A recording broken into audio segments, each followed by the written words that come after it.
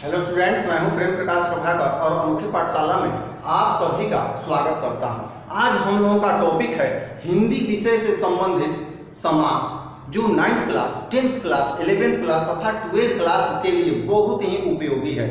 Syllabus के अनुसार आप लोग जानते ही हैं कि Hindi 9th class 10th class में 60 नंबर का अपठित अवबोधनम जो आता है, अपठित गद्यांश जो आता है, वो 60 नंबर का केवल व्याकरण से संबंधित होता है, जिसमें समास की महत्वपूर्ण भूमिका होती है। इसी तरह से इंटर के सिलेबस में भी इसकी महत्वपूर्ण भूमिका है। तो आइए हम लोग आज समास के बारे में समझते हैं।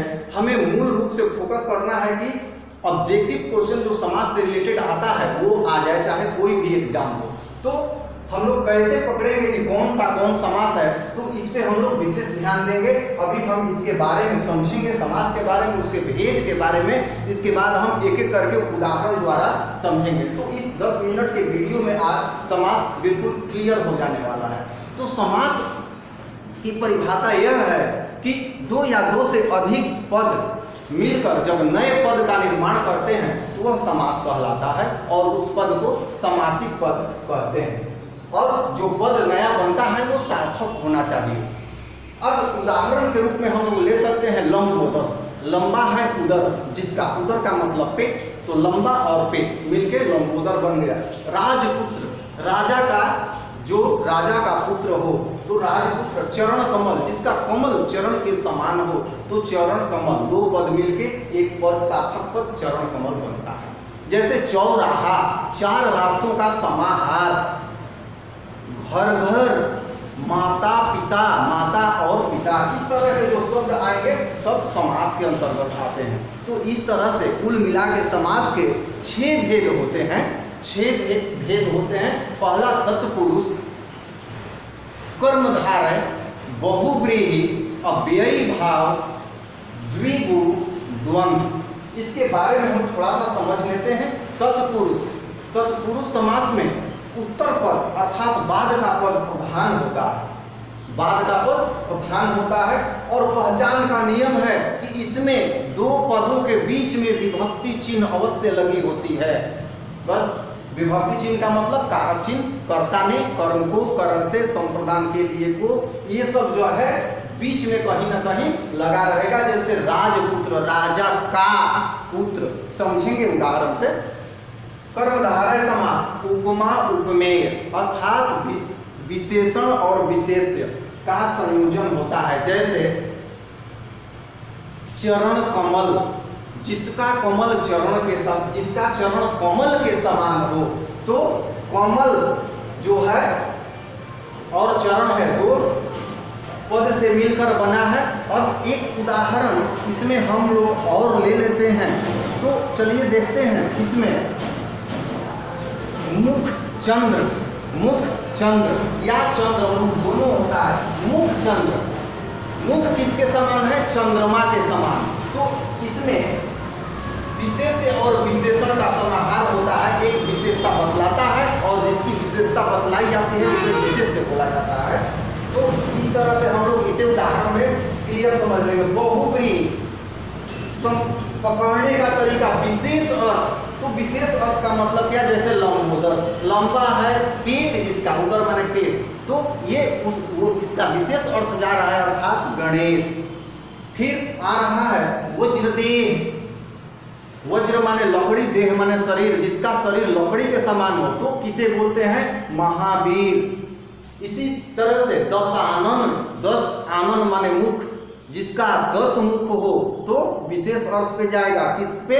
रावण। तो इस तरह से इसमें ये आएंगे। तो इस तरह से हम पकड़ेंगे। अव्ययी भाव सिंपल सा है, पहला पद अव्यय होगा, पहला पद अव्यय होगा। और एक और दूसरा भी आता है इसमें। दूसरा ये आता है कि एक ही शब्द 2 बार आ जाता है। घर घर, माता माता पिता नहीं, घर घर, दिन दिन, दिनों दिन, रातों रात। तो इस तरह का जो शब्द है इसमें प्रायः इसमें और द्वंद्व में गलतियां होती हैं, क्योंकि माता पिता इसमें आ जाएगा द्वंद्व में, या घर दिन रात आ जाएगा द्वंद्व में, लेकिन दिन दिन आ जाएगा अव्ययी भाव। तो ध्यान रखना, एक ही शब्द 2 बार आ जाए, या तो और लगा हो या योजक चिन्ह लगा हो, जो छोटा सा चिन्ह बीच में होता है शब्द के, तो वो अव्ययी भाव में आएगा। द्विगु समास आसान तरीका, पहला पद संख्यावाचक होता है। पहला पद क्या होता है? संख्यावाचक होता है। जैसे चौराहा, पंसेरी, पंचमेल, त्रिदेव, इस तरह के जो शब्द हैं, पहले त्रि, पंच, चौवन्नी, अठन्नी, तो इसमें 4, 8, चौराहा में 4, तो पहला पद संख्यावाचक हो तो द्विगु। स्पष्ट हो रहा होगा। द्वंद्व, द्वंद्व का मतलब होता है युद्ध, लड़ाई। तो लड़ाई यहाँ वास्तव में नहीं होगी, शब्दों में लड़ाई है। यहाँ पे माता पिता, बीच में योजक चिन्ह, देखिए योजक चिन्ह, योजक चिन्ह का मतलब माता, और इसे बोलते हैं योजक चिन्ह। ये है योजक चिन्ह, पिता। घर द्वार, तो माता और पिता, घर और द्वार, तो इस तरह के जो शब्द आएंगे द्वंद्व के अंतर्गत आएंगे। अब थोड़ा सा हम लोग उदाहरण से समझते हैं। तो सबसे पहले हम लोग तत्पुरुष के बारे में थोड़ा सा उदाहरण से समझ लेंगे तो और हम लोगों का स्पष्ट हो जाएगा। हमारे चैनल को आपने सब्सक्राइब नहीं किया है तो सब्सक्राइब जरूर कर लें और अपने दोस्तों में शेयर करें, क्योंकि अनोखी पाठशाला ऐसी चैनल है जिसमें 9th 10th के खास करके हिंदी, अंग्रेजी, साइंस और मैथ एक ही चैनल में आपको सारे सब्जेक्ट मिलेंगे। तो चलिए देखा जाए, थोड़ा सा तत्पुरुष समास के बारे में हम लोग समझते हैं। तत्पुरुष, तत्पुरुष समास के बारे में हम लोग समझ लेते हैं। तो रसोई घर,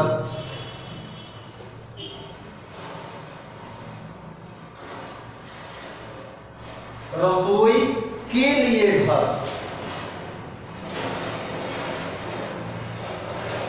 रसोई के लिए घर, तो यहाँ जो के लिए है ये विभक्ति चिन्ह है, तो रसोई घर दिया हुआ तत्पुरुष।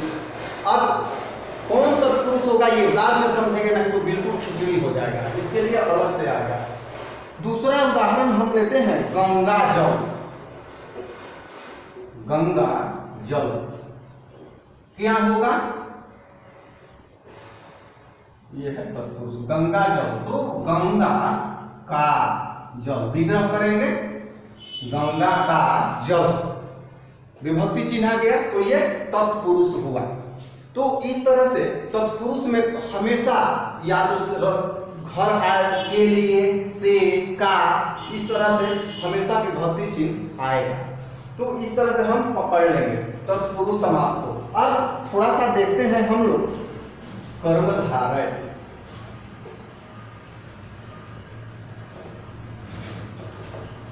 कर्मधारय समास, कर्मधारय समास में एक दो उदाहरण हम लोग देख लेते हैं। कमल नयन,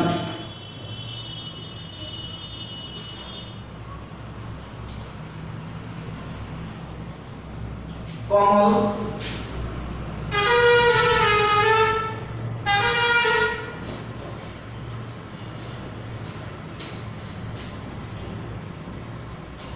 कमल के समान नयन, तो कमल और नयन, नयन कैसा है? कमल के जैसा है, तो ये है विशेषण, और जिसकी विशेषता बतलाई जाए वो होता है विशेष्य। तो विशेष विशेषण का समाहार है कमल नयन। तो स्पष्ट हो रहा होगा ये कर्मधारय में आएगा। इसी तरह से चंद्रमुख, एक और उदाहरण हम लोग लेंगे। चंद्रमुख, चंद्रमा के समान मुख, तो मुख कैसा है? चंद्रमा के समान है, तो चंद्रमा विशेषण और मुख क्या है? विशेष्य, जिसकी विशेषता बतलाई है। तो यहाँ विशेष्य विशेषण का समाहार है, तो ये कौन सा होगा? कर्मधारय। दो समास स्पष्ट हो गया। अब आइए थोड़ा सा और देखते हैं, अव्ययी भाव देख लेंगे और बहुव्रीहि। अव्ययी भाव, बहुव्रीहि देखते हैं हम लोग।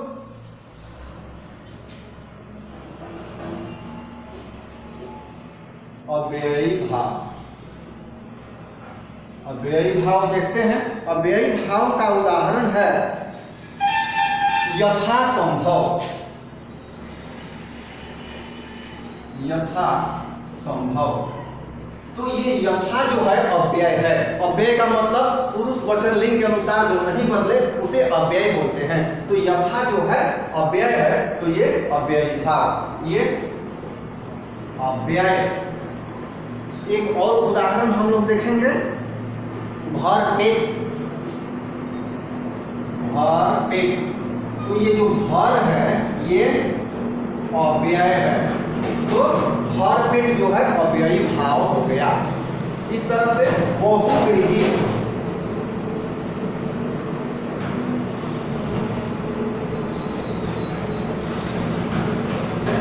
बहुव्रीहि के बारे में हम लोग थोड़ा सा समझेंगे।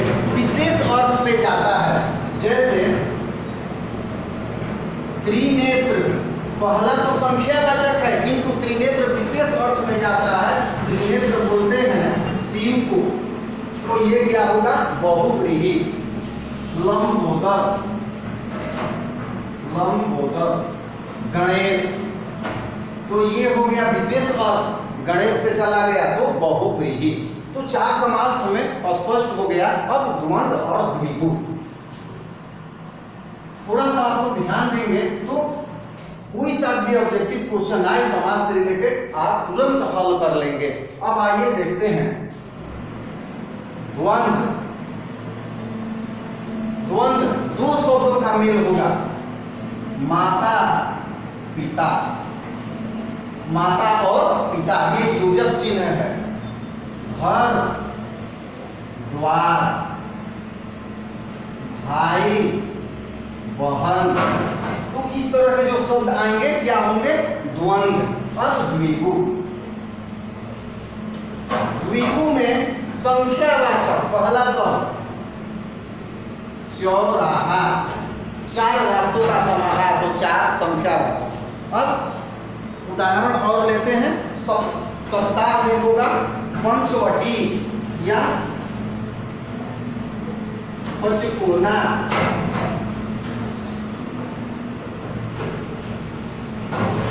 पंचवटी, ये दोनों में 5 है। त्रिशूल 3 है। तो ये सब उदाहरण द्विगु है। तो 6 समास हैं। 6 समास आपको स्पष्ट हो रहा होगा, नहीं हो रहा है तो फिर से रिवीजन कीजिए। थोड़ा सा हमने सभी समास के परिभाषा पर भी फोकस किया है। थोड़ा सा वीडियो 1-2 मिनट लंबा हो सकता है किंतु बहुत ही यूजफुल है। दोस्तों में शेयर कीजिए, अच्छा लगे तो लाइक जरूर कीजिए और कमेंट में आप जरूर लिखें कि कैसा लगा। धन्यवाद।